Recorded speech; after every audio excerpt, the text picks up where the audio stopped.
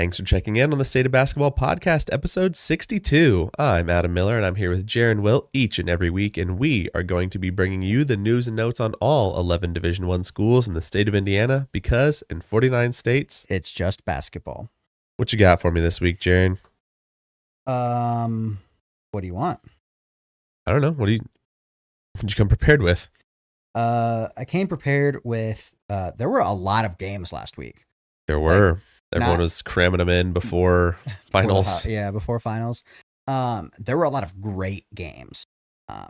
I'm probably most excited about talking about the other 49 because of some of the great games last week. But there were some good games in our state, as there are every week. So, sometimes more than others. A lot did not go our way this week, though. No, there was a lot of.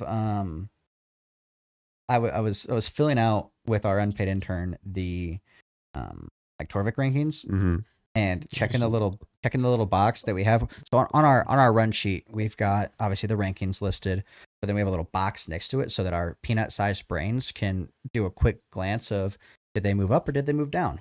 So it's either a green arrow pointing up or a red arrow pointing down. A lot of red arrows pointing down, unfortunately. It was like down. Couple moved up, which was great, but then it's just like down, up, down. Yeah, I mean, we saw it all this week, from heartbreaking close games that didn't work out between, and also absolute blowouts, and then some good wins. But I brought something for you, and that is a question. Actually, I want you to guess the player I'm thinking of. You can ask me any question. It just has to be yes or no. Let's see if you can figure out who I'm thinking of. I already don't like this. You'll get it. All right. Well, just yeah. What's your question? It's like 20 questions. Like 20 questions. 20 questions. Do they play in Indiana? Yes. Are they a transfer this year? No. Are they injured? No, they are not injured. Are they... I feel like there's one big question you could ask to narrow it down a little bit more.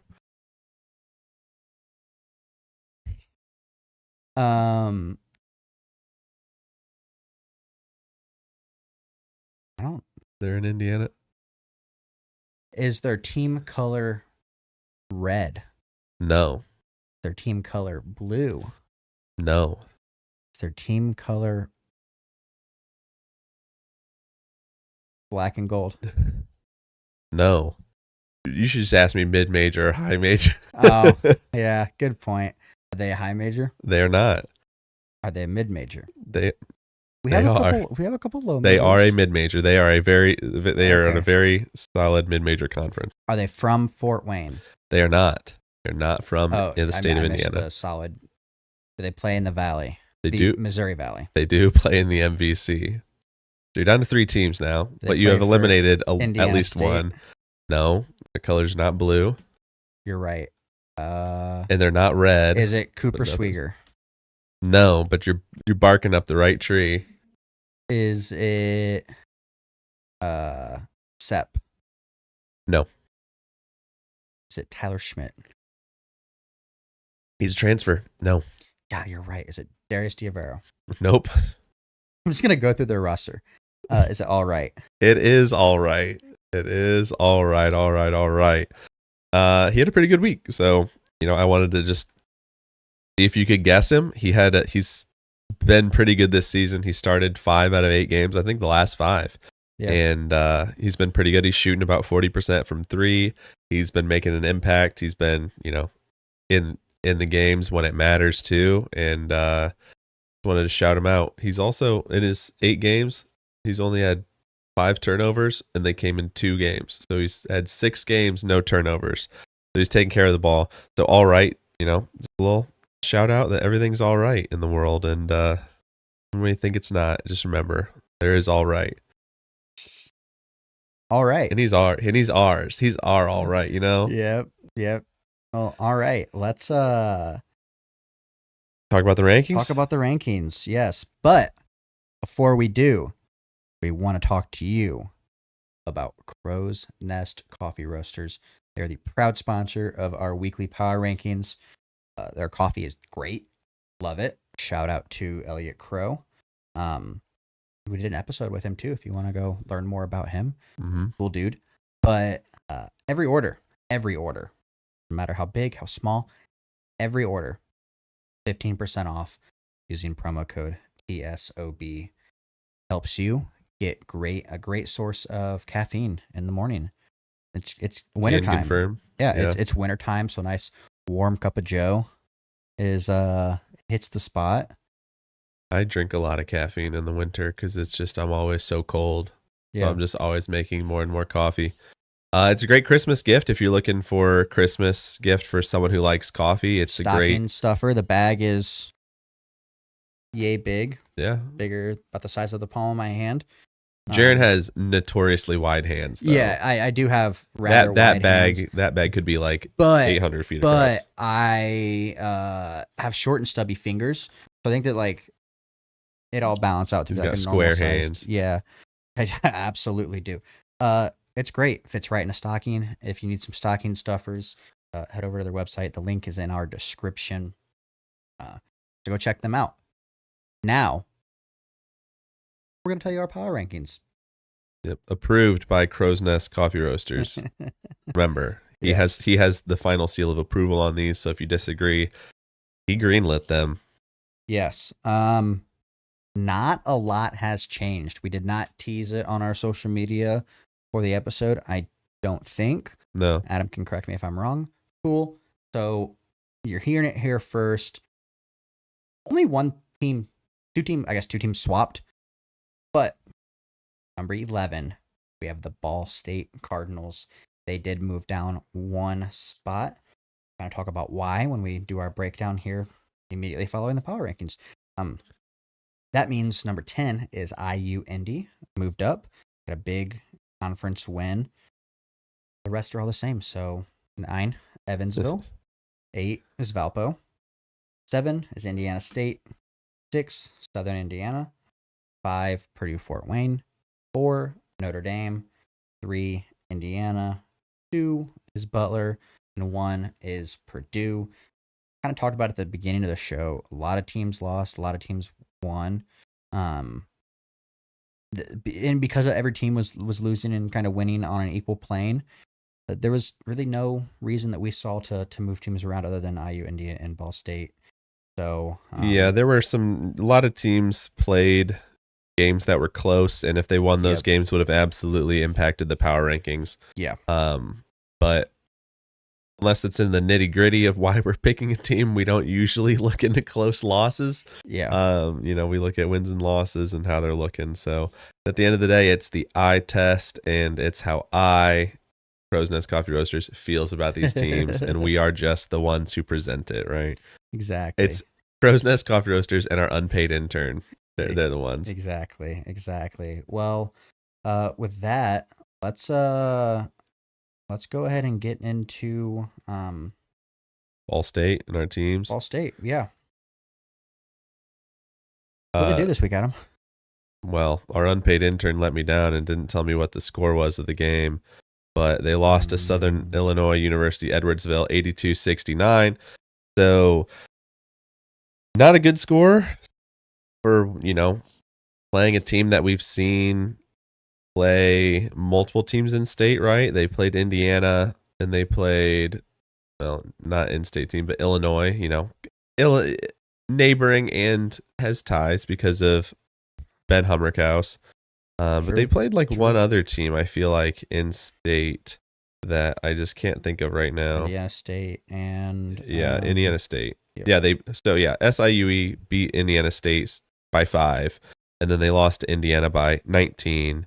And, then they played some other teams, like they played Green Bay, who obviously are Horizon League teams, we'll see. And then if you don't remember, they are in the OVC. So Southern Indiana, we'll see them twice this year. So I don't know, just not a good performance in the second half for sure. I mean, that is kind of like where the game was lost. Yeah, I think we've talked about it several times this season, and games, a lot of these games being a tale of two halves. Mm-hmm. I mean, Ball State took a lead into halftime. They were up 2, I believe. They shot 50% from the field. They were 15 of 30 in the first half. 7 of those were 3-pointers. We'll use Juanse Gorcito as an example. He had 5 of the 7 in the first half. He didn't make another 3 the rest of the game. Mm-hmm. So I think that shows kind of that description of it being a tale of two halves. He was hot in the first half and just couldn't melt an ice cube in the second half. Yeah, what was it? A 2-point lead for the Cards at half or something? Yeah, it was 41-39. Yeah, I mean, I don't know if it was Ball State went cold or SIUE just adjusted their game plan accordingly, but it was not great. I mean, the team all season has been, metrics-wise, been going the wrong way. Yeah. And SIUE has been going the exact opposite way. SIUE started the season at 321 in Torvik. They're now at 254. Well above, Ball State. I guess not well above in the grand scheme of things, but spots. A noticeable amount above. And then Ball State started at 249, which is above where SIUE is now, and they're down to 281. So Ball State, I mean, I feel like all the stuff that we were talking about in the offseason, and we don't have to harp on this now because we've got all season talking about it. All the stuff that we were talking about in the offseason, we're like, oh, this is why they're going to be really good. We just haven't seen. Yeah. And it's just, I don't know if it's chemistry problems, player problem. They're missing a certain type of player. I don't know what it is, but I just feel like things aren't clicking for them.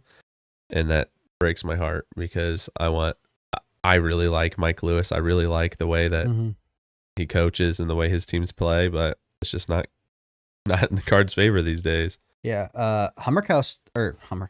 Hendricks. Wow, you brought him up and he just stays in my mind rent free. He never leaves, man. Ben Hendricks did score his career high, though. He had 13 points. Good for him. I remember last season it was a huge deal. I think he hit like 8. It was either like 8 points or 10 points.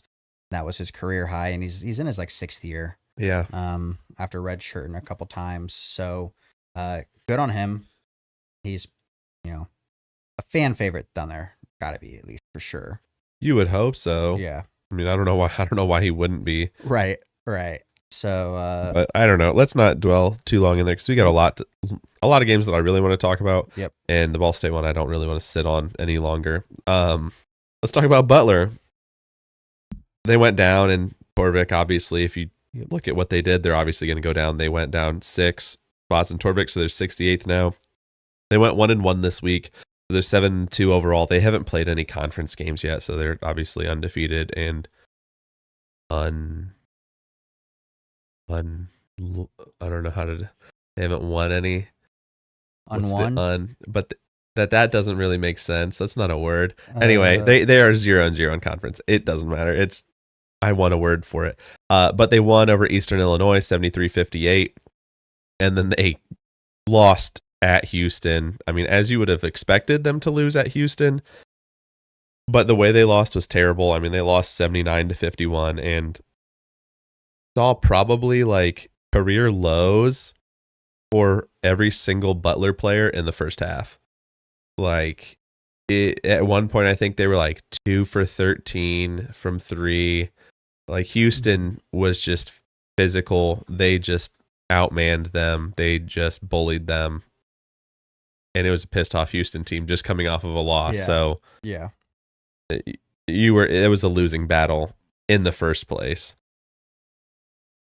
Yeah. I don't know. What do you think about Butler's performance this week? I think one thing that stands out to me, it was actually post-game press conference.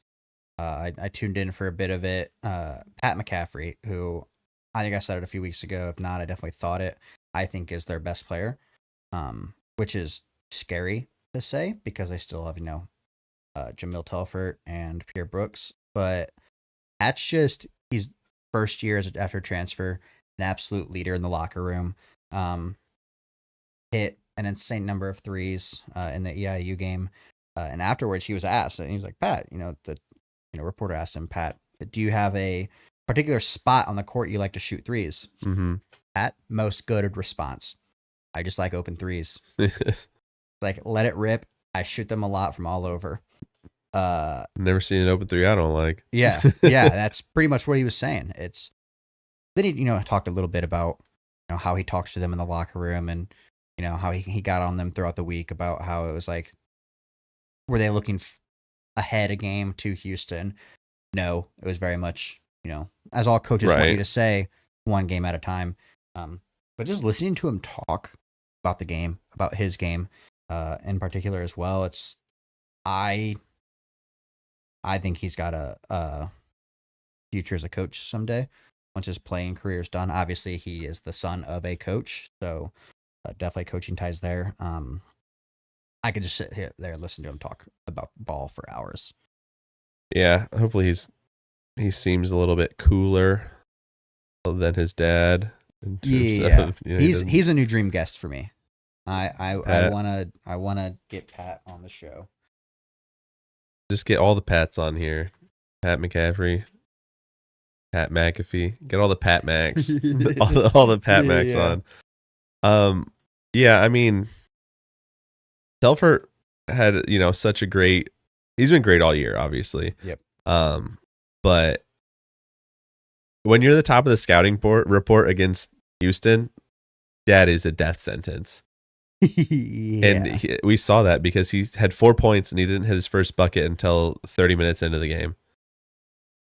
And, Brooks, I have some stats about this. Brooks went 0 for 8 in this game. Here, Brooks. Before the game, he was shooting 44% from 3. Mm-hmm.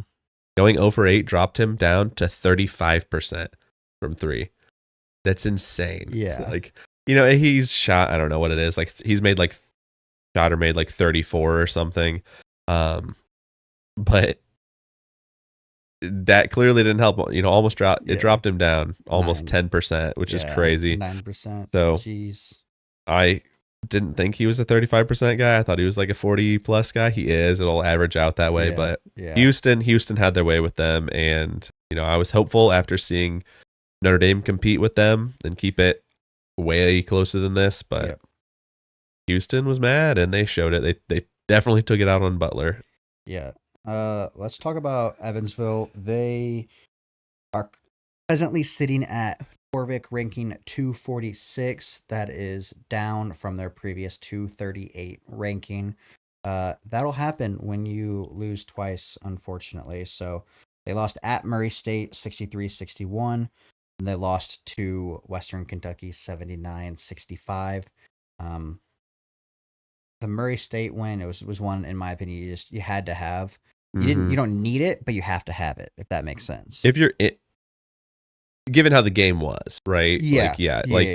If you're playing it that close, you need to come out of there with a win, because Murray State, that's like a loss that Murray State couldn't afford to have, and you could have walked out of there not playing with house money, but almost. Yeah, I mean, I think I've never been a big advocate for having large gaps in a schedule.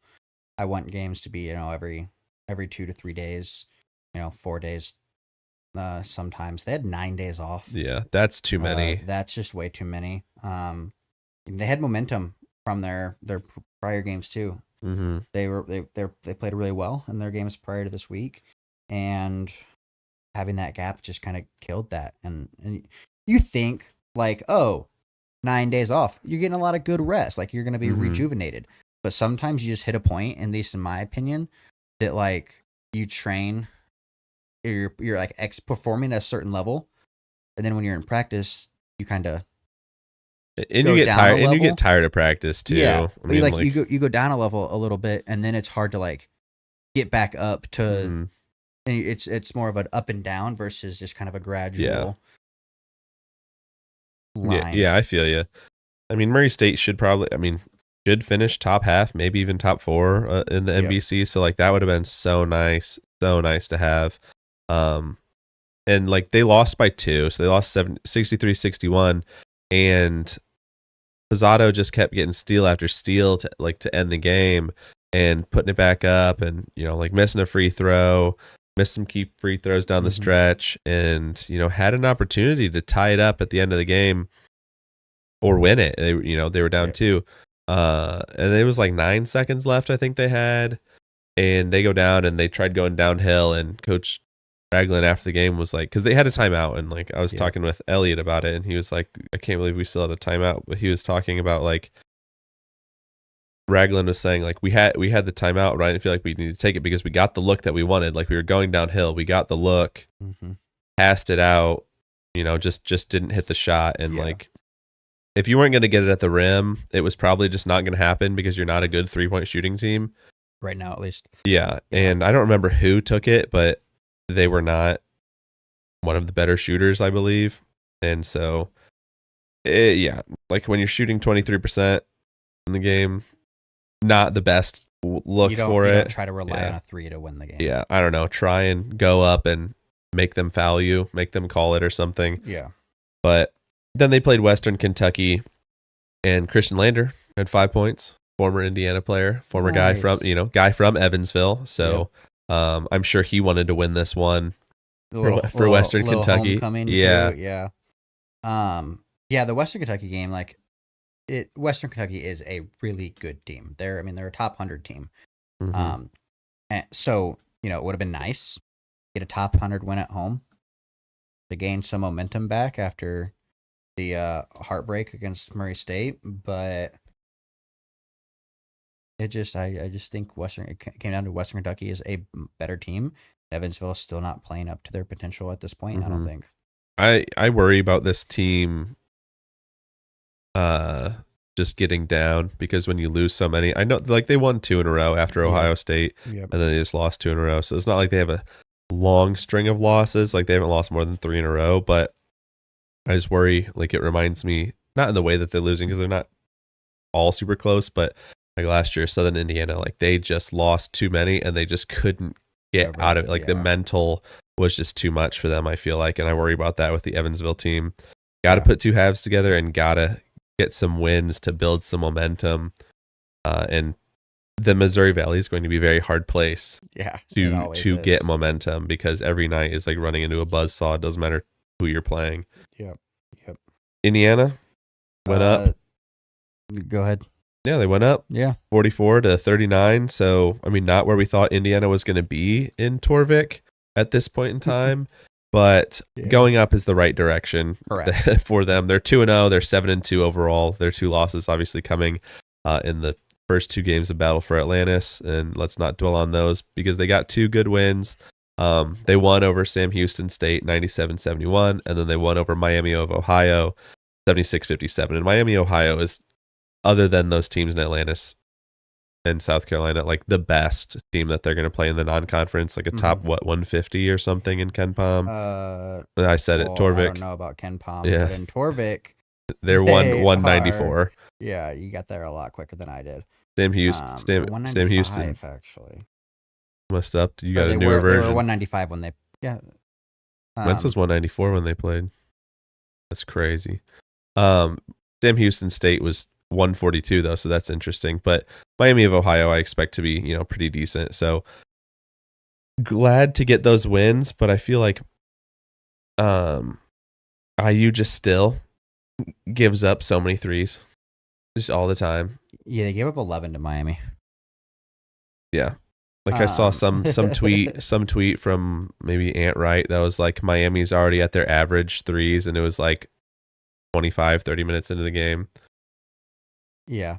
And I think the fact that like they've always given up a lot of threes at Indiana, I feel like that's why they've struggled with Iowa so much. Because what does Iowa like to do? Come on, what did Pat McCaffrey say? He's not old Iowa guy. One thing I want to talk about in the Sam Houston State game is really even it translated into Miami too is Luke Goody found his shot.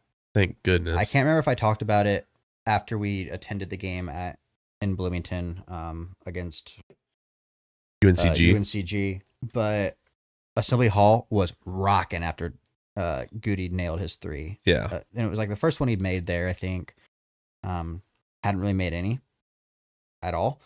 So he was asked about that in the post game, and he even said he's like, "I believe in myself. I know I'm one of the best shooters in the conference." Sidebar. Love that attitude, especially on this Hoosiers team. And then he went on to say, I feel that way every day. I go through the same routine I do every day, regardless if I shoot well. And then Malik would even talk about it too. It's like, even when he misses, we tell him to keep shooting. Because eventually, the law of averages, the shots are going to fall. Right. And boy, did they fall this week for Luke Goody. So, if you want if you're a 3-pointer is going to be taken in order of people you want taking it, it should be Luke Goody, little gap, Mackenzie Mbako, pretty decent gap. Yeah. And then it's like Miles Rice, Galloway. Yeah. But Luke Goody is obviously should be taking the most shots from 3 out of anyone on your team. And he's back. That's good. We need to see him continue to do that for the Hoosiers too. Like, they need to take more 3s, and Luke Goody needs to be taking more of them. But that's a step in the right direction. Fun fact: in the Sam Houston State game, IU had 1 trillion. Sam Houston State had 3 trillions and won 4 trillion. So some garbage time trillions out there. My goodness. Well, I wouldn't even call it a garbage time. 4 trillion. That means he had to play at least 10 minutes. That's not. No, he played 4 minutes. At 4 trillion. Oh, 4. Sorry, 4 of the trillion spot. Yeah, I read that wrong. I was gonna go to the next place value, and then I was like, I don't know, it's after trillions, quadrillions. Well, it'd be millions, billions, trillions, quadrillions, right? Yeah, 10 trillions, I guess. Yeah, 10 trillions, 100 trillions. Yeah, I don't know. He did not have a 10 trillion. He had a 4 trillion, and I'm not gonna name the player. Yeah, no, let's not do that. The thing about this team that and Mike Woodson acknowledged it even in the post-game conference for Miami was there's been a lot of, I guess, let me take a step back first. There's been a lot of discourse about Miles Rice and the way he's not playing the same as he did last year. Yeah. He's not, and I think, Ant Wright pointed out he's not playing as free as he did. And I was talking to a family member who is so plugged in on and follows everything Indiana Hoosiers, and we were talking. It was just like, okay, well, he was far and away Washington State's best player last year. Okay, and Washington State, they were a good team. I wouldn't say they were a great team per se, but now I think on the team he's had, there's so many talented players that I think that's part of the issue too. Is like, it's Miles Rice could very easily take over any game, but I think that he also is trying to play the role. He's trying to play the role that the team needs. Yeah, and I think that, and Mike Woodson, he didn't directly call out Miles Rice, but he just said in general, like, that the players are thinking home run plays all the time, and I see that. I think they're always going for the big play, the beautiful, cut through pass, and a lot of those times that leads to their turnovers. Yeah. And I think if they fix that, and Miles Rice realizes that, like, he can play free but still play the point guard role, then there's a lot to look forward to for the Hoosiers. Yeah, definitely. Moving in the right direction. Their Big Ten play starts with them this upcoming week, so they got some things to prove. Indiana State is moving up in the right direction. They went from 234 to 221. They're 1-0 this week.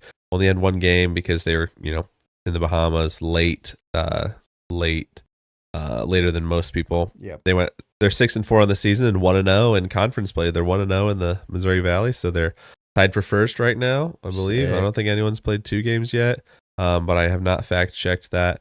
They won over Missouri State 80-77. And that game was at Missouri State. So, that's a huge win. That's what we were talking about with Evansville losing to Murray State. Like, if you're close, you have to close that one out. Yep. Like, it's harder, obviously. When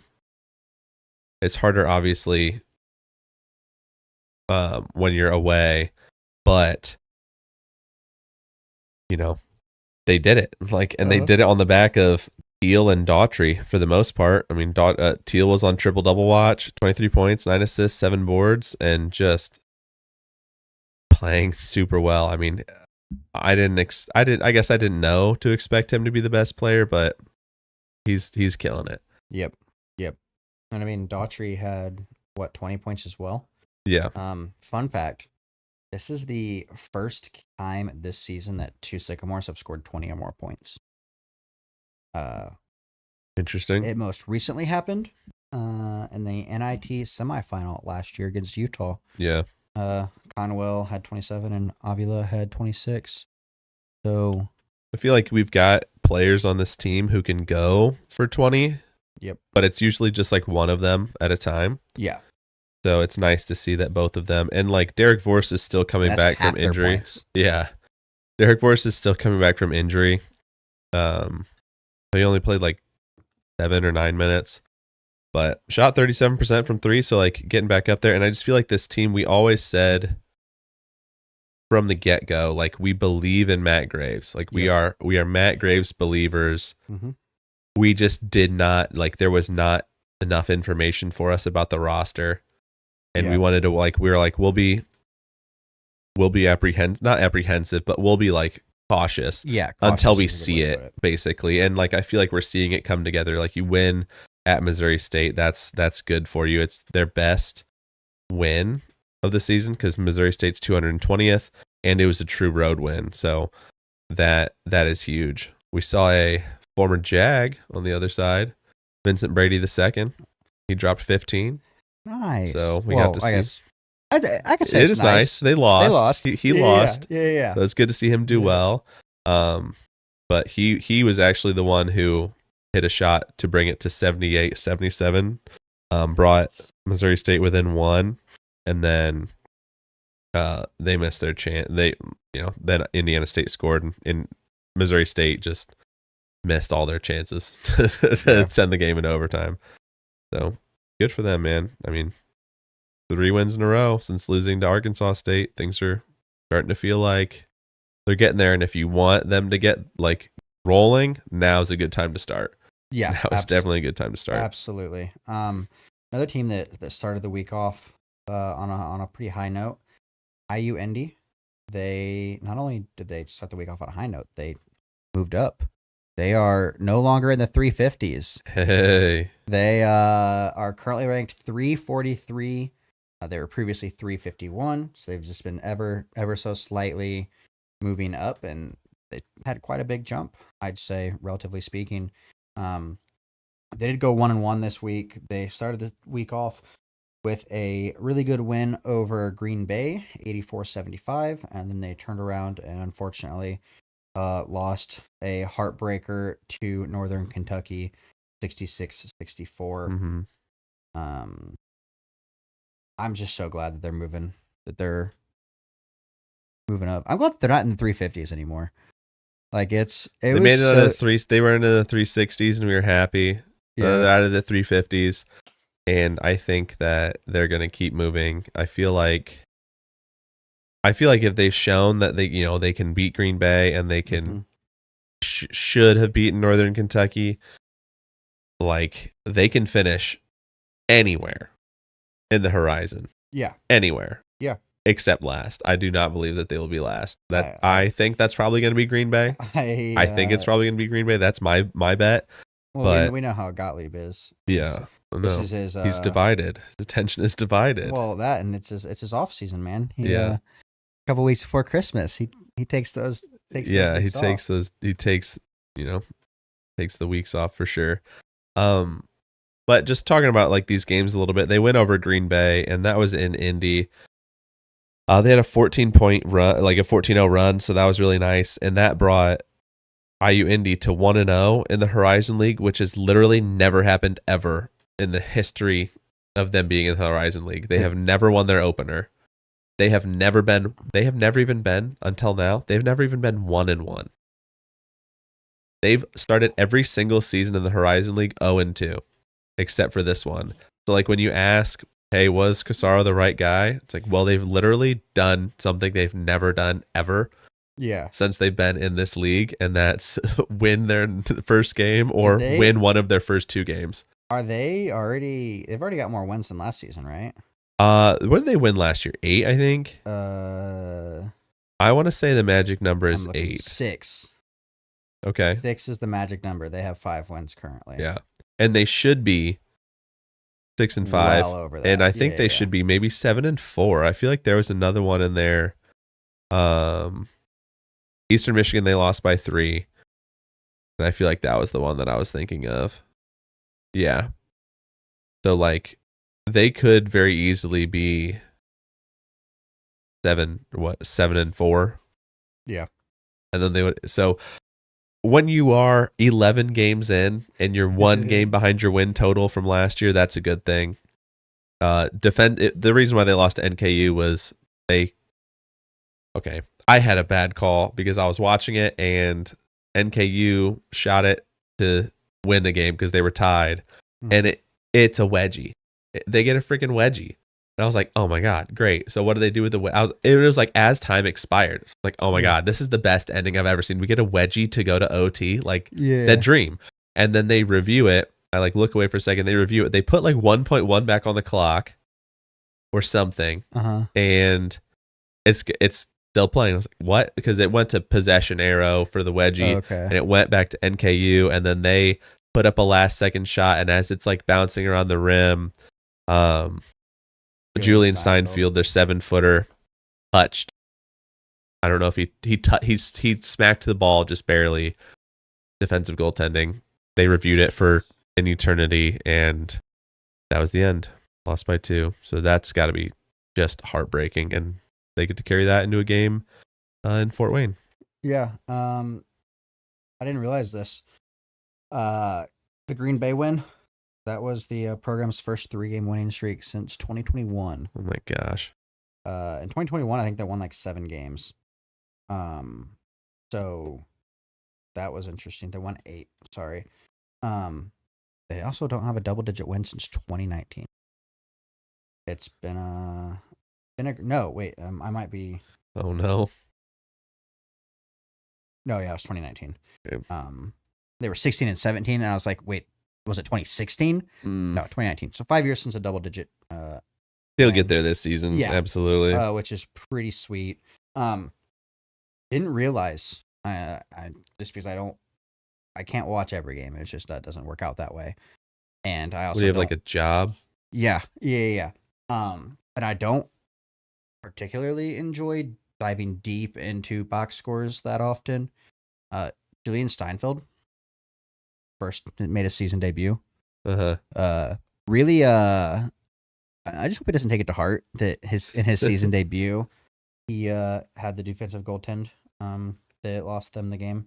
Yeah, I mean, I know he might have just accidentally tapped it with his long arms, man. Right. Like I don't want.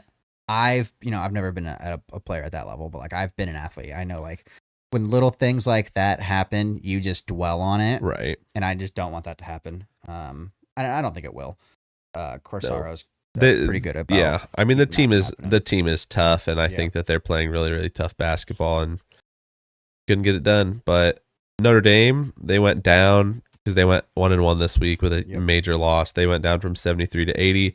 And I think, I don't know, I feel like we're just like, when is Marcus Burton coming back? And they did get a win. They lost to Georgia 69-48, and then they won over Syracuse 69-64. So very good performance there. Road loss, home win. They went 1-1, so they're 5-5 on the season. They're 1-0 in the ACC, which is important. ACC's kind of weak this year, and if they can get Marcus Burton back by the time ACC play really kicks into gear, they can make a run through the ACC and rack up some wins. They just need to not lose to any bad teams because they needed to win 1, maybe 2 in Vegas to really feel really good about like their tournament chances. But, Georgia's a good team, but like not having Burton showed when they had their worst shooting percentage.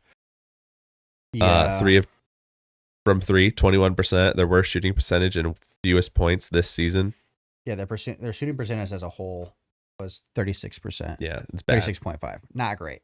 Yeah, I mean they were down like 17 at one point, and they started to rally. I guess they lost by more than 17. So, but at one point in the game they were down 17, right? Yeah, they started to rally back and like show that fight in them. But I think that that's just where you miss Marcus Burton. Not having your best player, your starting point guard, your court general. And a guy that can get you 25 on a given night. Yeah.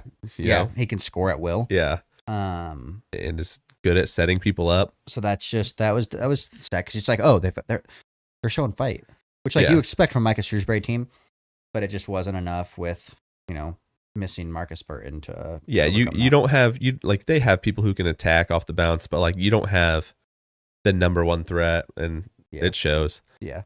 But wasn't a conference game, to your point. So a little less important. Yeah, I mean, it would have been nice to win, but right, yeah. I'll take the conference win. Yeah, for sure. I mean, definitely obviously a win over Georgia is better for your resume than a win over Syracuse. Yeah, but if you can just run the conference, if you can just take that Syracuse win and go undefeated in the conference, then that loss to Georgia doesn't matter. There you go.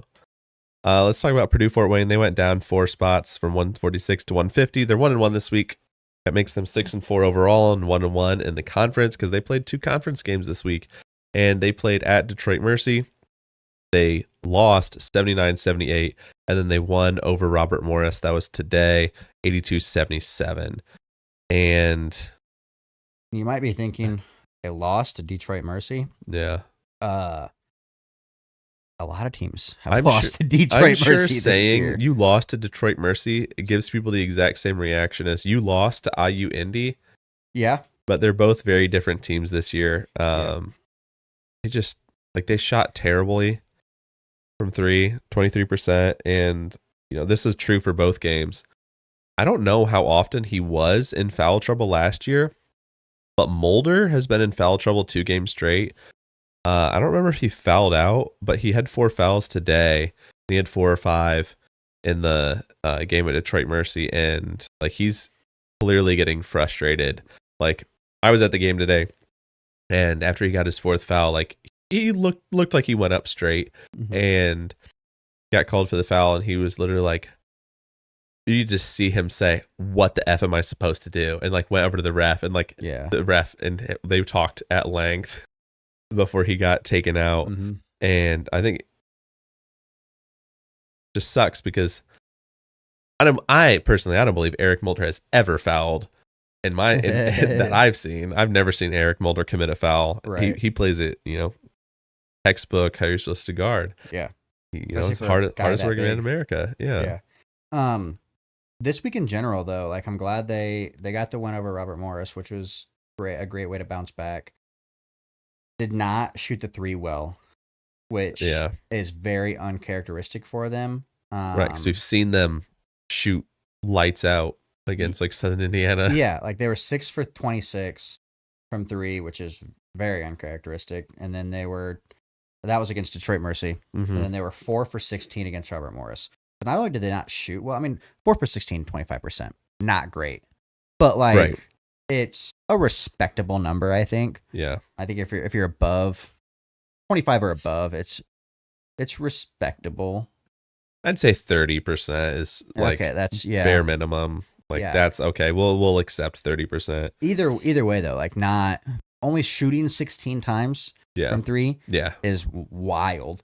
Because usually they have 16 combined between Bello and Q. Yeah, and Q did not play well today. Yeah, but they were 0 for 6 in the second half against Robert Morris, which is also kind of scary. But it's nice to see that they got the win, right? We've seen this team in the Detroit Mercy game, not give it away, but just can't close the game. Yep. And just give too many points away at the end and can't get a stop or whatever it is. Just lose the game at the last second. And they didn't do that. They gutted it out and they won the game, and they won it, by 5 points. They shot twice as many free throws as Robert Morris. They're 26 from 30 from the free throw line, and Robert Morris was 12 for 15. Good.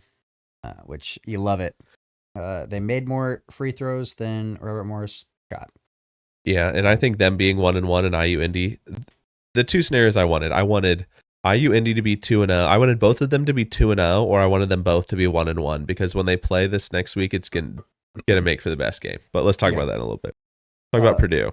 They moved down in Torvik. Really weird. They're just being double digits in general is just so. It feels just like dirty. Yeah, because of how it's like you're like, why is that one there? Yeah.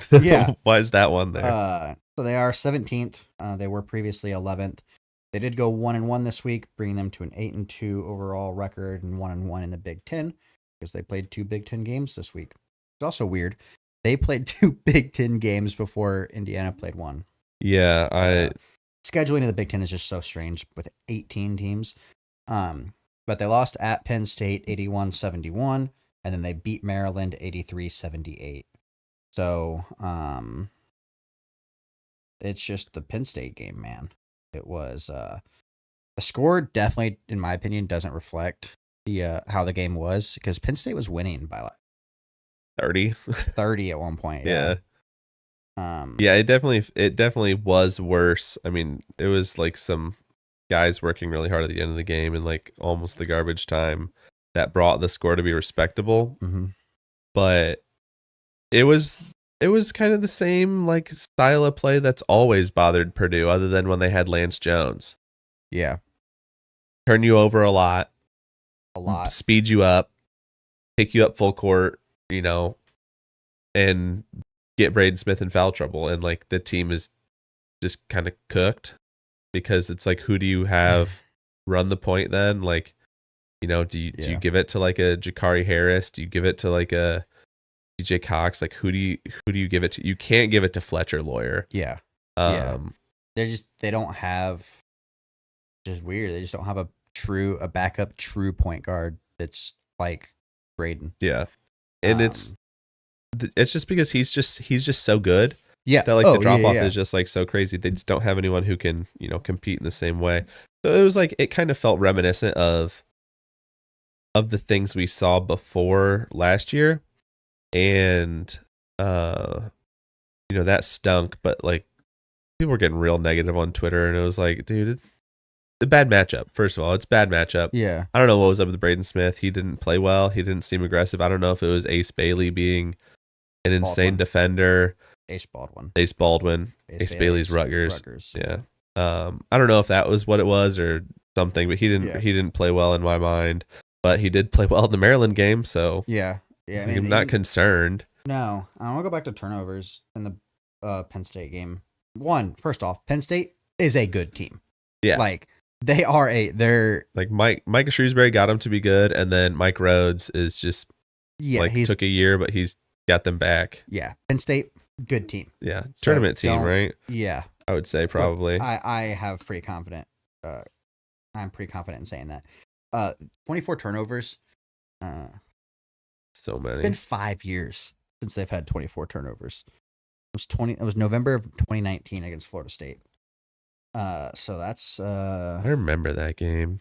The game was not pretty. No.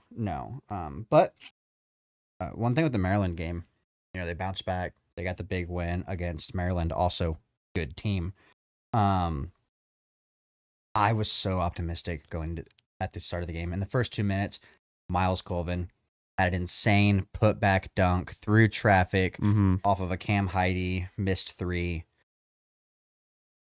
First 2 minutes, 2 points on the board for Colvin. Like, okay, he's gonna be the do Colvin some game. Things. He finished with 4 points. Yeah. And that was sad. He had shot the ball 5 total times, only scored twice.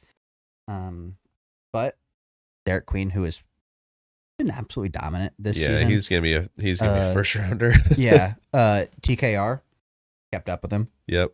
Like Derek Queen outperformed TKR in I think most categories. But I mean, you look at scoring. Queen had like 24, TKR 21. Like, I'll take that. I'll take that against TKR. Yeah, I think it was like 12 rebounds Queen, or 14 rebounds for Queen and 8 for TKR. Yeah, like he was keeping up. He was like a 1.2 plus or minus, and Queen had a 5.8. So it was like they just kind of cancel each other out, which is nice because like that's hard to do when you're playing Queen.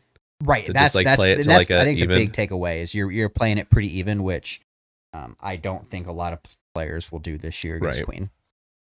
Yeah. So nice to see that he's obviously, he and Braden should be the leading scorers and best performers, and then get great shooting from Lawyer. Usually, obviously, people know this, but Yep. went on a 20-5 run at the end of the game, near the end of the game, so that was good. But Penn State, Maryland, at Penn State, and then playing Maryland is a terrible December draw. Yeah. That's like a terrible December draw, Yeah. man. But they went 1-1, and I think they looked pretty good against Maryland, and they looked back to their regular self. Just bad matchup against Penn State in my mind. Yep. Southern Indiana. Let's move down south. They went up from 286 to 273, so they went 1-1 this week. They are 4-5 overall, and they are 0-0 in conference. They've been played in the OVC games. They do all theirs after Christmas, I believe, after New Year's, I believe. They won against East West, 104-46. Don't think much about East West because they're not a Division I team, and everyone scores 100 on them. But they lost at Southern Illinois 73-70. Absolute heartbreaker. Olawani was great in that game, 24 points on 10 and 11 shooting, but he just could not stay out of foul trouble. And if he's not in foul trouble, they win the game. Yeah. But he was in foul trouble for far too long, and they just couldn't do it. Like they were on the wrong side of being down, trying to come back from more than being down more than 3. Like they're down 5 and stuff, and it just not enough time. Yeah. Not enough time with him being in foul trouble. He only played 26 minutes. Like not a lot, especially with his efficiency. I'm He just couldn't curious stay out of what foul trouble on his defense. average minutes per game is. But I want to look at the East-West game. Obviously, they're non-D1, so not much to consider, like Adam said. They did reach 100 points for the first time this year. Mm-hmm. And the last time that they scored over 100 points, want to guess when? Over last year against East West. Yeah. Yeah. Actually, yeah. So it's like, it's got to be. They had 104 this year, 107 last year against East West. I saw that, I was like, oh, that's pretty cool. Here's a fun fact for you. Olawani had a great 10 of 11 Yes. dunks this year. 16 dunks, made 15 of them. 15 and 16, and they're all like highlight dunks. Oh yeah, yeah. They're all like, yeah. If you're listening at home and you say, "Oh, he missed a dunk," it's because they're highlight dunks. Like Adam he just said. probably Like, tried to send somebody to the Shadow Realm. yeah, yeah. But they played that, and it is worth mentioning that they did play that game without Campion. He was out with I think a little foot injury. Yep. I don't know how long he's going to be out. I would expect not long. It didn't sound like he was going to be out long. They win that game with him for sure. Like no doubt in my mind, they win that game if he can play, and I think that probably makes it different. Olawani's probably never in foul trouble. The game's just completely different. Yeah. But shout out to Merv, 4 assists. Yeah. Our man. Money Merv. This is also the first time this season they've shot less than 10 threes. Yeah. They were 5 of 9. They average about 16 threes a game. That is excluding the East-West game. Yeah. I thought that was they shot like 36 threes that game. It was insane. So that was very much an outlier. And obviously, I think they played one other non-Division I team too as well. But no, they haven't. That was their next one's coming up, I think. Yeah, it is. It's their next game. So definitely taking that outlier out. Still, that's a couple more threes, and they win this game. Yeah, or literally just have Campion on the floor and get 9 assists again. I think Campion being out is a big factor too because he opens up the court. We talked about it. He doesn't shoot a lot of threes because he drives to the rim if he's getting his points. And he knows how to get people the ball where they want it. And so that's probably also why they didn't, take as many. Their bench also not great. What was it, like 3 points or something? Yeah, they had 4 points between 5 bench players. The bench as a whole went 1 for 8 from the field. So let's talk about Valpo. Go from the furthest point south to the furthest point north in our the teams that we talk about, at least in Indiana. They did go up in Torvik 253 from 254. Hey. They did that with a loss. Right. That's crazy. Yeah, they went 0-1 this week, 4-4 overall, and 0-1 in the conference because they lost to Drake by 6, 66-60. Drake, probably a top 25 team in the country. Like, they are very good.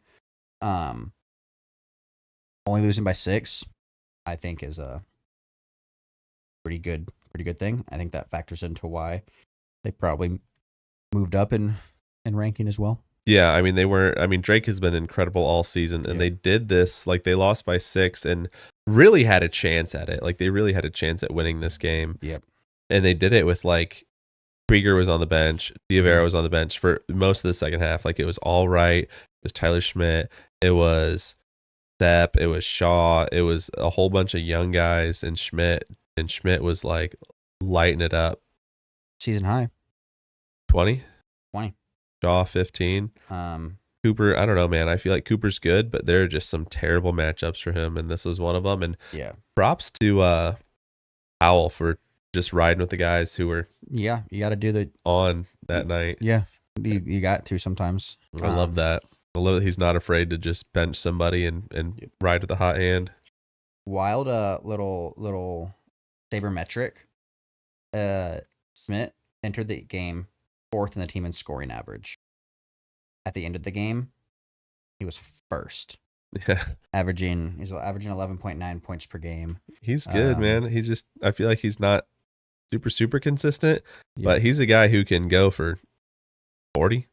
Yeah. He could go for 40 if they need him to. All right. Well, that, I think, it's Valpo. Yep. Wraps up our recaps on our 11 teams. Next up, we have our prestigious award. Some would say the most prestigious thing you could win in the state. For a player, most prestigious award a player in the state could win. Yeah. Some are saying. People are saying. That is the Jimmy Chitwood Player of the Week. So, Adam, week 5 is done. Who did you select? The Jimmy Chitwood Player of the Week. Jimmy Chitwood, week 5, is Jarvis Walker from IU Indy. He had 25 points in their win over Green Bay. He grabbed 4 rebounds, had 2 assists, and he was a perfect 4 for 4 from the line. Important. Gotta stay perfect. And, rare that a player wins Chitwood with a loss on the resume on the week, but he lost to Northern Kentucky. They lost to Northern Kentucky. He was a part of it. He had 23 points on 66% shooting. He's 15 of 20 there. Or maybe he was like, I don't know. I think he was 15 of 20. That's 75%. He was not 15 of 20. Cut all this out. He was 2 for 3 from 3, and super important to us. Milestones are important. He scored his 1,000th point this week, and did it while dropping 48. Pretty big. So, I mean, I felt like that was very deserving of the Jimmy Chitwood Award for week 5. Absolutely. I think it's our first. Is that our first mid-major player? Yeah, because it was because we skipped a week. Yep. We did Telfort. We did Renew, right? Or no, Mbako. Mbako and TKR. Yeah, I believe. Yeah, Kenzie Mbako, Trakoff and Ren. Nobody. Telfort. Jarvis Walker. Yeah. Also, in our 2 years, the first IU Indy player, I believe. Yeah. Yeah. Yeah. I mean, they didn't exist last year. So. Well, okay. It's our first Jaguar player. There we go. I knew you'd call me out on that. I just had to throw the. Listen, I just had to throw that in on technicality. Yeah, as soon as I said it, I was like, dang, I really set myself up for this. All right, we talked about last week's games. We talked about Jimmy Chitwood. Let's talk about games to be aware of this coming week. The biggest one on the schedule is the one that we've been waiting for all season, the one that you should have been waiting for all season. It's one of 2, because it's going to happen again in a different location. IU Indy goes to Purdue Fort Wayne. That's at 7 p.m. on Wednesday. Yes. And December 11th. yeah, December 11th. That's it's Wednesday. But yeah, that's Wednesday. But I just wanted to say the date because people listen at different times. A game could have already happened to you. Yeah. Purdue Fort Wayne is favored by 17, which feels right and wrong at the same time. Like on paper, that feels right. Mm-hmm. But the way that they're playing, both teams are playing, I guess, it just feels wrong because it feels like IU Indy should not be 17-point dogs to anybody right now. Yep. But also, I want to respect Purdue Fort Wayne, and I saw what they did to Southern Indiana. Yeah. And be like, okay, if they're on, 17's too little. Yeah. So we're gonna be there, and it's gonna be fun. We got Casaro on one side, who used to coach under John Kaufman, which is a fun dynamic. It'll be a ton of fun. It should be. I wish it were in the Gate Center. Yeah. I wish it were in the Gate Center because it would be loud. But I just really hope the students show out. Like they gotta come through. Yeah. Indiana plays their first Big Ten matchup on the 9th. That is Monday, 6:30. They're playing Minnesota in Bloomington. And Indiana is 10.5-point favorites, which feels also kind of wrong because Minnesota is not great. Yeah, but Indiana should be better than 10-point favorites, but the way they've been playing, right, it feels realistic. Like what? They didn't the beat spread Miami feels by realistic. 10. Ninth that they beat Miami by more than 10. Did they? Yeah, it was like They won by 21. Miami, Ohio. Okay. Yeah. Didn't feel like 21 because it was a weird period of like closeness in the middle, but they won by 21. 19, but yeah. 19. Sorry. Former math major folks. You got to bring it up every time. Yeah, I mean, they got it. Listen, you have to win this game. You cannot lose to Minnesota at home, no matter what. Yeah, especially given your terrible performance in the Bahamas, you can't do that. They've got another one against Nebraska. That's at Nebraska. Good Lord, man, that 2.5. They're 2.5-point dogs. If you wanna right some wrongs, you got to win that one too. Yeah, you got to win that one too. Yeah. And then Purdue has a top 25 matchup against Texas A&M, who just lost today, I think. To Tech. They lost this week to Texas Tech, right? Yeah, I believe. I think that's correct. And honestly, they might not even be 13 anymore. Because I don't know. I mean, Purdue also won't be whatever the heck they are. Yeah. So either way, Texas A&M, good team. Should be fun to watch at Mackey. I want to call that out. Any other games, Adam? There's a few that I want to bring up, but if you have any, I want to make sure that you let our viewers know. I would just like to correct right my wrong. They did not lose to Texas Tech. They won by 5. It was today, right? Oh, that was today. Yeah, Sunday. For those who don't listen. So they did win. That's what I thought. They played close. Yeah, they won by 5. So they're 8-2. I I mean, no other ones for me. Okay. Just the fact that Orvik has Purdue and Texas A&M just isn't even. Yeah, just said minus 0. That's weird. It just said 50%. They're just gonna tie. Yeah. Infinite overtime. If only. Ball State plays at Bellarmine. Bellarmine, not a great team, but we always like to bring them up. We're like a State of Indiana and Bellarmine podcast and Maryland Eastern Shore. No. We're a State of Indiana and Maryland Eastern Shore next. They're team 12. Bellarmine can be 13. That's fair. Although that feels disrespectful to Southern Indiana as they were old rivals. Yeah, but Bellarmine's just a fun brand of basketball. We always recommend. It's always a unique time that you watch those games. Let's talk about the other 49. We talked about the Texas A&M, Texas Tech out of place a little bit, but it wasn't even listed on our teams to look our games to look at from last week. So Monday, Adam, what happened? Chicago State lost again to St. Thomas. by 22. Chicago State in the NEC this year. Normally by this time, before they were in a conference, Chicago State is like 15 games in. Mm-hmm. But they're still looking for their first win. So did not get that on Monday. Brought that up only because that was our game to watch out for last week. Monday slate, not a lot of games because not a single ranked team played last Monday. Mostly because of all the MTEs and getting an off day. But Tuesday, Clemson beat number 4 Kentucky 70-66. That was in Clemson, so Kentucky lost on the road. Michigan beat number 11 Wisconsin on the road 67-64. Then Villanova beat number 14 Cincy 68-60. This game makes me so mad. This game makes me so mad because, I saw the line and it was like maybe Cincinnati minus 3.5 or something. Yep. And like Cincinnati's been good and Villanova has been dog water. Yeah. And I was like, that seems weird. So I threw a little bit of money on it. And then I was on Twitter and everyone was like, why is this line 3.5? That seems absurd. And then the game started and I was like, oh, it's just wrong. But in the opposite direction. Everyone thought it should have been a bigger line, a bigger spread, but it wasn't. It should have been the other way. They won by 8. Like that one totally threw me. I did not see Villanova beating Cincinnati. They just bodied them for 40 minutes basically. They were never in control.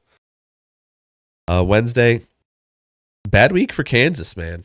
Bad week for Kansas. Terrible week for Dorothy, man. And we'll talk about a second part 2 of this statement. Terrible week for Kansas. They lost to Creighton, and Creighton has been meh so far this season. Like they've had some underwhelming performances, but they beat Kansas. Kansas went into Creighton and lost. I guess that would have been the Big East Big 12 challenge battle, hoopla, whatever they call it. They lost. So Creighton won 76-63. And then Duke beat Auburn and won by 6. I mean, I like that Auburn went into Duke.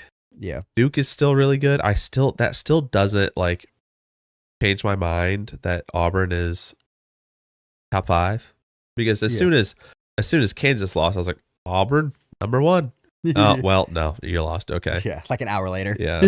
So I was like, I was set in my ways for not very long.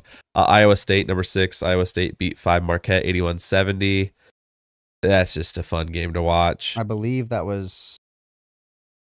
Don't remember who the home. I think Iowa State was home. I think so. I don't know. Either way, I don't know. That game was fun. Yeah. 10 Alabama beat the brakes off of number 20. Won't be ranked anymore. North Carolina at North Carolina. In the SEC ACC hoopla battle duel, they won 94-79, just absolutely beat the brakes off of them. And then UConn without Alex Caravan beat number 15 Baylor 76-72, but Roach went out in this game as well, I think, and he was out for maybe all the second half. I can't remember.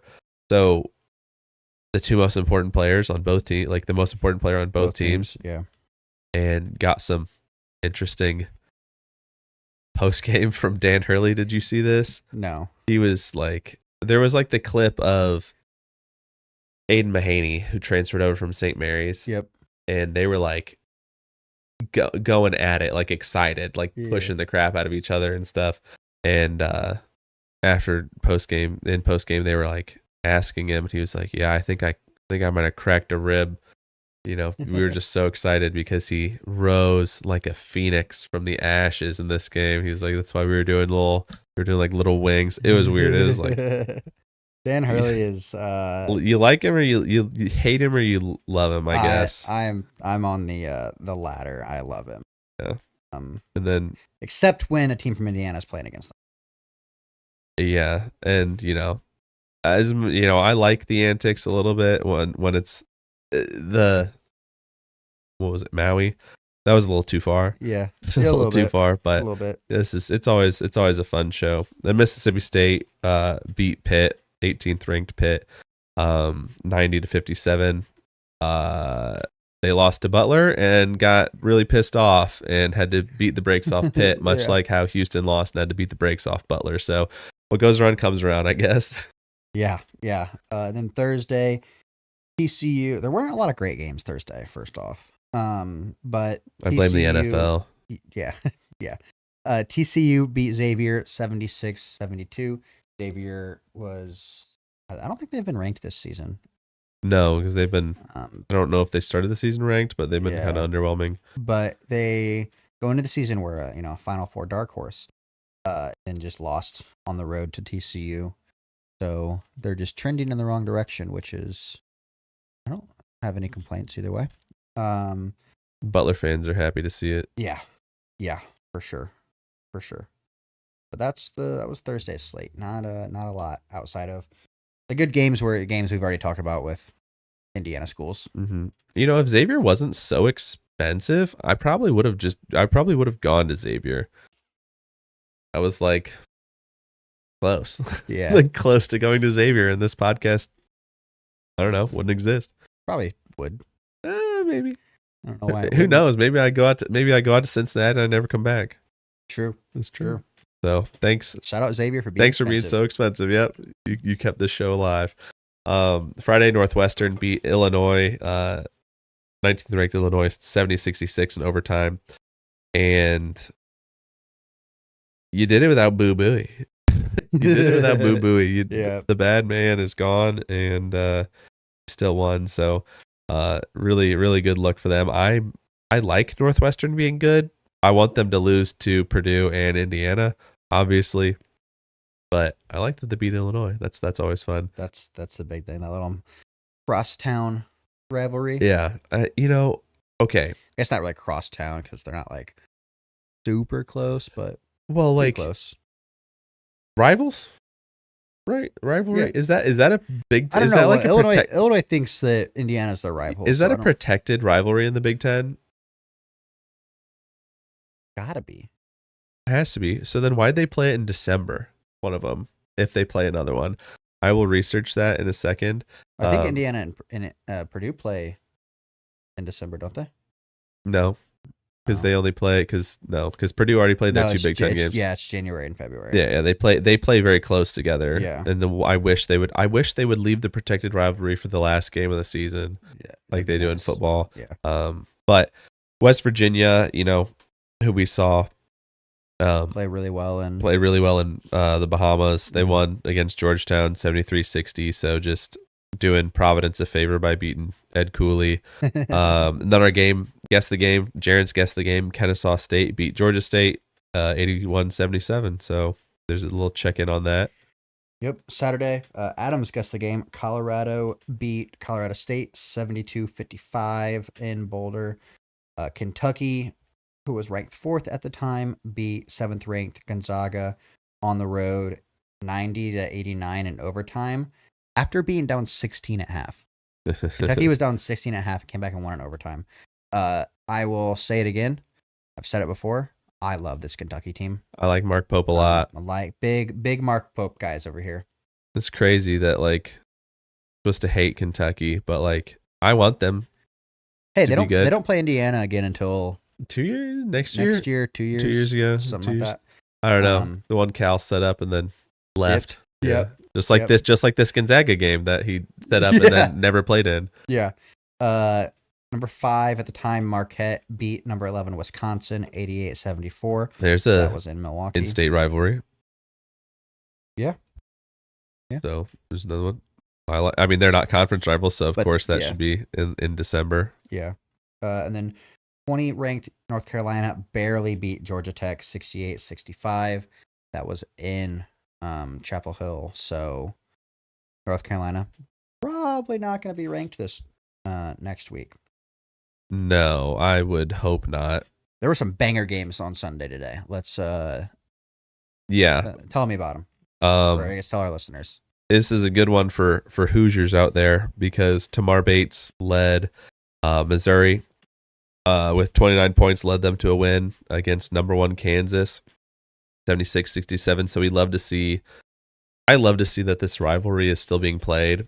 Yeah. Like the border wars rivalries are always Well, like, fun. That's why Indiana, it, like, Kentucky should they- never leave. Yeah, they brought it back. They hadn't been played for a while. Right. And then brought it back. It was like the first time since like 97, I think, or something that they beat Last year. They beat number one. Oh yeah. Or like that they won against Kansas. Yeah, they won against Kansas. Yeah, so it was big deal. It was very Kansas leaning for a while, right? But yeah. We love to see this, especially because Missouri went 0-18 in the SEC last year. Yeah. They haven't won an SEC game since 2023. Yeah. Well, I don't think you didn't watch the game, right? Because you were No, I was at the Dons game. The game ended weird. First off, Missouri had a 24-point lead at one point, with 14 minutes to go. So they were much more dominant than a 9-point win shows. But it was really weird. So like with the way the game ended, it was like 30 seconds on the clock. Missouri dribbled it out, but obviously they took the violation. Just give Kentucky the ball back with a couple seconds left. The game kind of stopped, and there was still like 3 seconds left. Students started storming the court early because they anticipated the clock to just run out.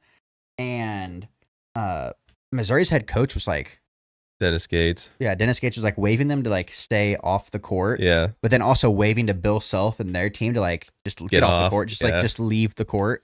And Bill Self was kind of like not about it. He was like, no, we're on the court until this game's over. Right. And obviously, like Gates was just doing it to try to protect the players. Yeah. But it was just so weird the way it like kind of, I don't know, ended. I've never seen anything like that. A premature court storm. Yeah.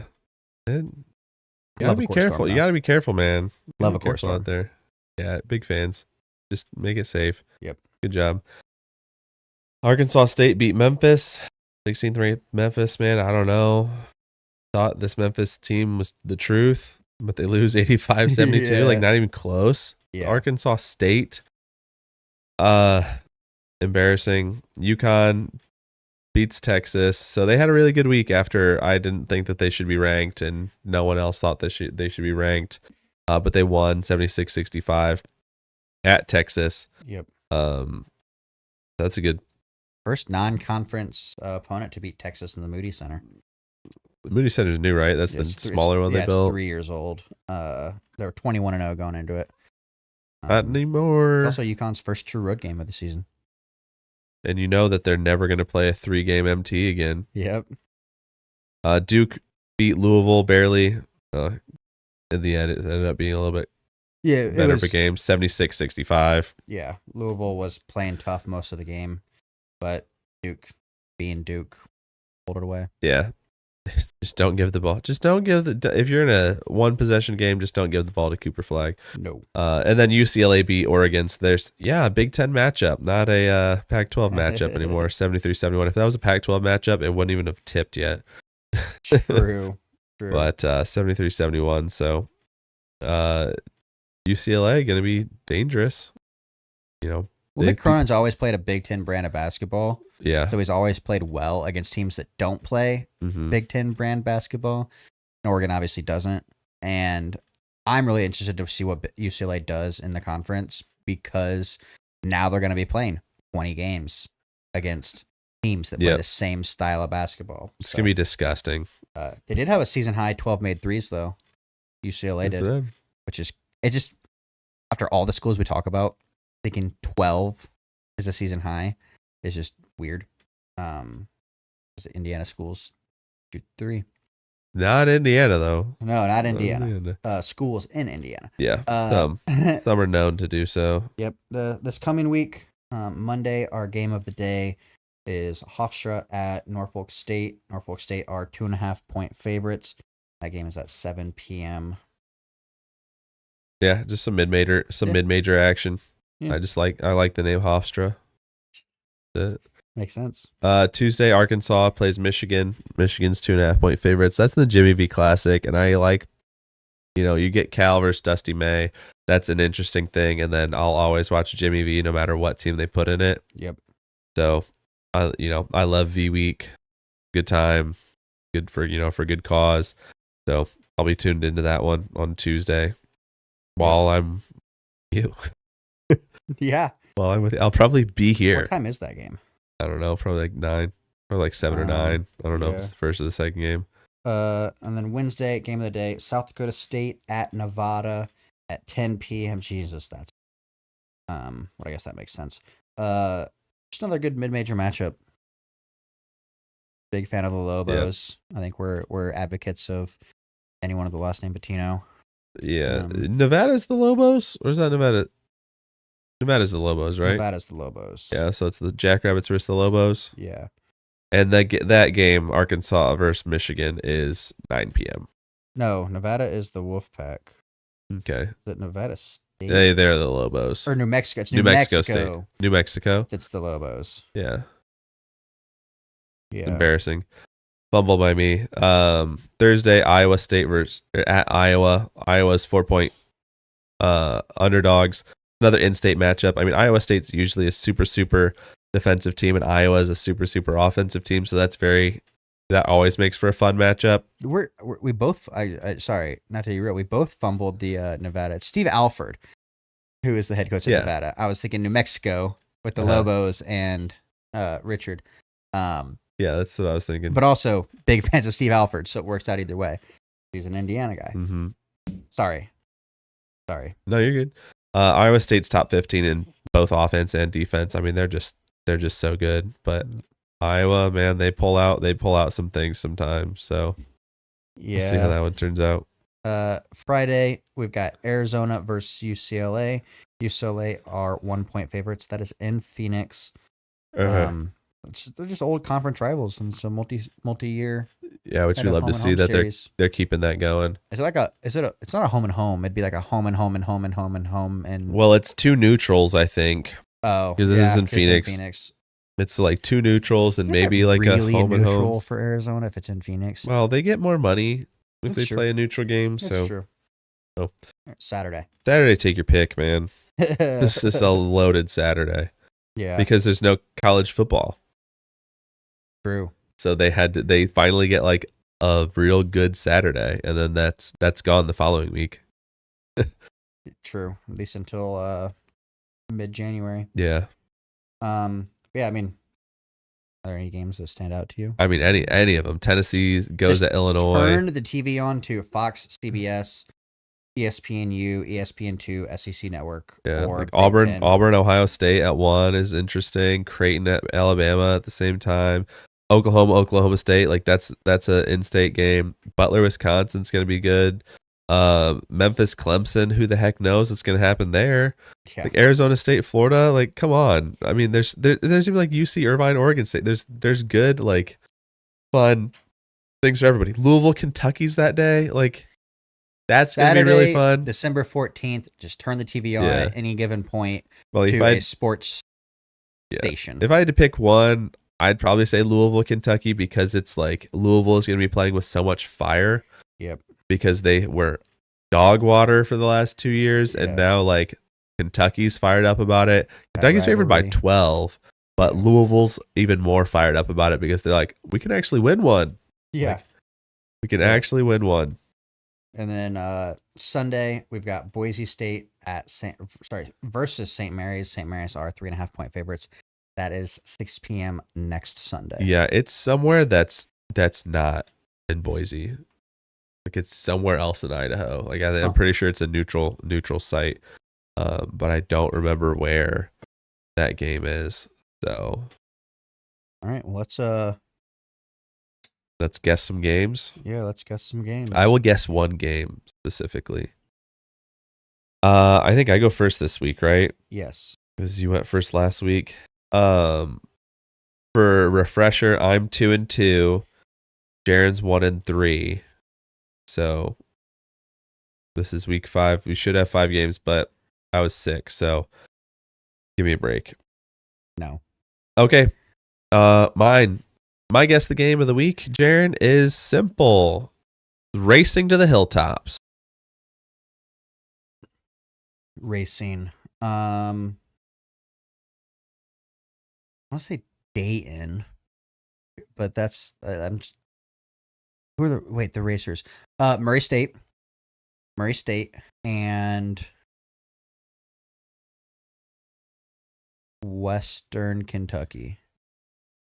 Murray State Racers at Western Kentucky Hilltoppers. If you want to know, that's a 119-mile race. That's an in-state matchup.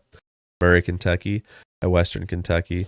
Murray State Racers at Western Kentucky Hilltoppers at Saturday. That's December 14th at 2 p.m. That brings you up to 2 and 3 for the season. All right. Bringing it back. All right. I have for you a revolutionary revolt north of Lincoln. North of Lincoln? Revolutionary revolt north of Lincoln. Well, I think of like revolutionary, like Robert Morris Colonials. Be like a Patriots, revolutionary revolt north of Lincoln. I don't know what north of Lincoln is supposed to be giving me. I assume Nebraska.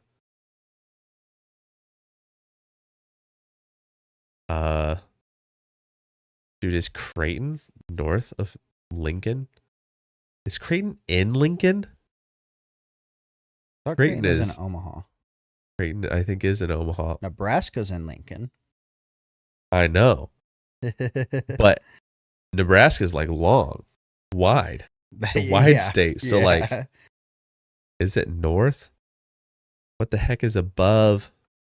Like, why would you say Lincoln? North of Lincoln?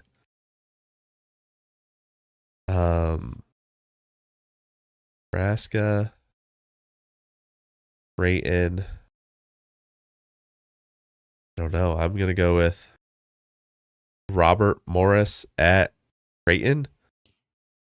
It is Army at George Washington, the north of Lincoln, which... How does that make any sense? Because it's like 5 blocks north of the Lincoln Monument.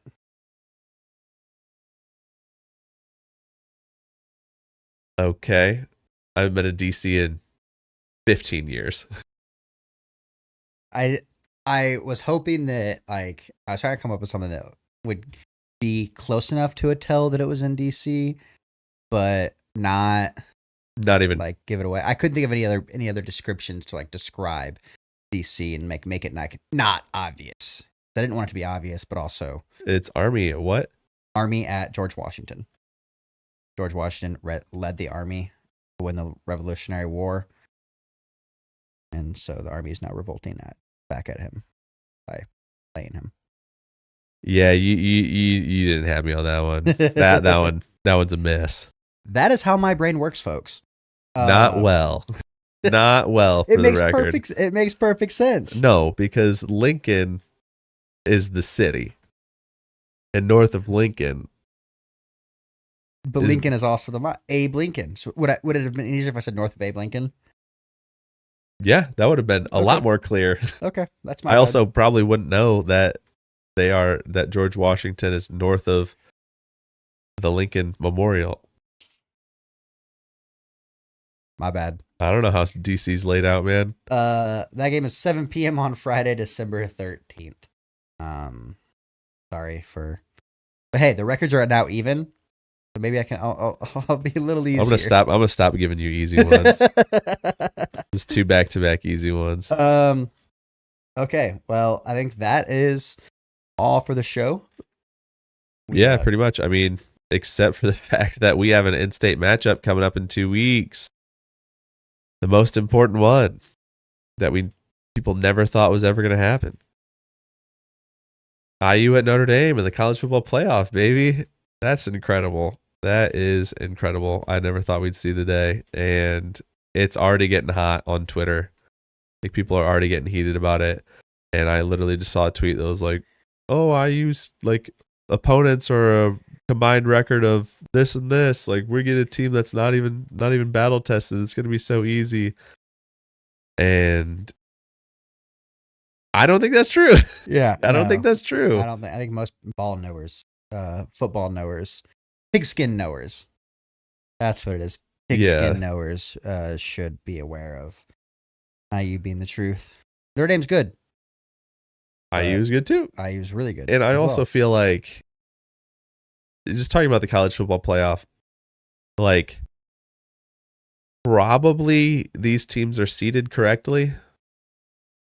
Yeah. At 10-7. But they were going to be playing each. If it was even they're 5-8.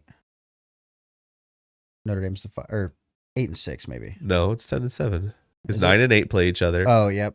10-7, 11 and 6 and 5 and 12.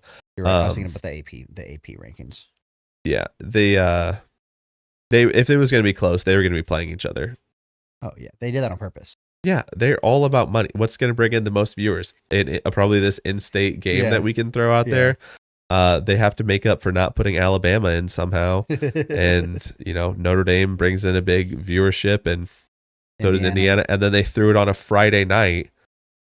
So it's standalone. Yeah, so everyone's going to everyone's going to watch it because they're like, oh, is Notre Dame, are they actually good? Oh, is Indiana fraudulent? And then, it costs approximately $10 trillion to get in. So everyone just has to watch it. Within 10 minutes of the game being announced, tickets for 2 people, $900. Well, I looked before the game was announced, maybe yesterday or something, for tickets, and they were $400 each already. And then they've only gone up, but they have to release tickets some other way, I would imagine. Well, they sent out a notice to IU season ticket holders, and it was just like, sorry, we don't have many. Good luck. Yeah, I don't know. It's going to be scenes in South Bend. Yeah. I was looking to see. I might go and just tailgate. Yeah. I was looking to see when Notre Dame basketball is playing, because I was like, oh, maybe back-to-back days or something, or earlier in the day and later in the day, but they play on Sunday and the game's on Friday. So Notre Dame basketball's there on Sunday. I think they're at home. But I'm excited. I am very excited. I mean, going from, how many wins did IU even have last year? 3. Going from 3 wins to 11 and making the first expanded college football playoff. I think 3. 3 sounds right. Honestly, it sounds too high. It honestly sounds too high. Then Purdue hired a coach, UNLV's coach, right? Yep. Dude just looks like he fits in at Purdue. That's what I've seen about him, yeah. He just looks like he's meant to be in Purdue. Which, I mean, we never talked about it when it happened, but Walters is living my dream job. He has my dream job right now. Fired coach. Yeah, he's getting it. Dude, there's a lot of things I would do for $8 million, and not work is at the top of the list. Not work. I'd be like, yeah, I'm good. I don't need to work anymore. What do I need? No kidding. Your Ball State Cardinals hired a new coach too. Yes, they did. From Butler. Yeah. Big. Butler hire a coach yet? I don't know. I don't think so. I don't know. But yeah, Coach U. I'm not even gonna. I'll butcher his last name. Yeah, just call him Coach U. Coach U is. I think there's a lot of people felt like it was the right move. Yeah, I think it's very positive. Definitely going to be positive for the future of the Cardinals for sure. But the clock is showing quadruple zeros, so it's time for us to get out of here. Thanks for checking in on the State of Basketball podcast. We will see you next week. Mm-hmm. And remember, in 49 states, it's just basketball.